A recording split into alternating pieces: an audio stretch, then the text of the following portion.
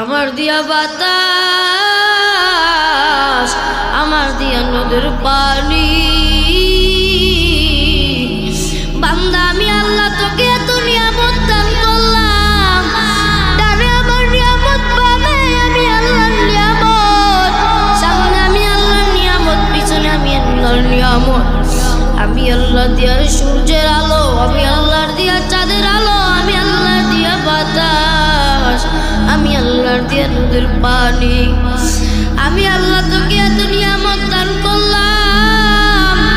বড় যুবক, ফুলবাড়িয়ার যুবক, পাও দুইটা আগাইয়া দেও, তোমার পাই ধরিয়া বলি রে বান্দা, পাই ধরিয়া বলি রে বাবা, আর কোনদিন নামাজ ছাড়িও না, আমার আল্লাহর সাথে না বারমানি কইরো না।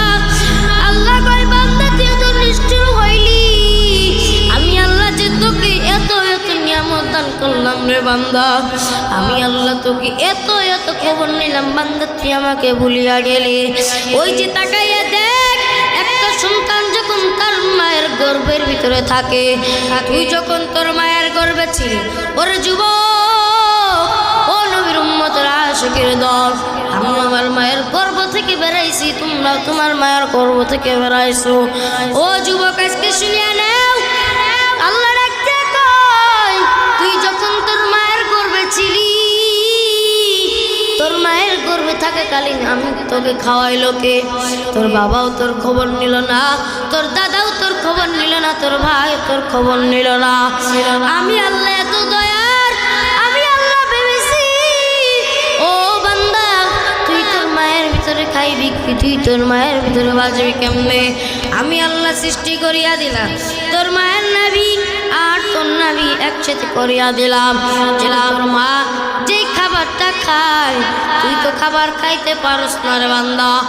আমি আল্লাহ এরকম সৃষ্টি করিয়া দিলাম, এরকম একটা সিস্টেম করিয়া দিলাম, তোর মা যে খাবারটা খাবে এই খাবারটা পানি হয়ে যাবে, ওই পানিটা তোর মায়ের নাভি থেকে তোর নাভিতে পৌঁছাবে। আর অন্যই তোর বান্দা আমি আল্লাহ এরকম ভাবে সৃষ্টি করেছি, তোর মায়ের নাভি থেকে তোর নাভির ভিতরে যে পানিটুকু যাবে, ওই পানি খেয়ে খেয়ে তুই তোর মায়ের গর্ভের ভিতরে বড় হবে। যারা বলেন সুবহানাল্লাহ। আসসালামু আলাইকুম ওয়া রাহমাতুল্লাহি তাআলা ওয়া বারাকাতুহু। সালামটা মনের মতন হলো না, আবার সালাম দেব, আপনারা সকলে সালামের জবাবটা দেবেন। আসসালামু আলাইকুম ওয়া রাহমাতুল্লাহ।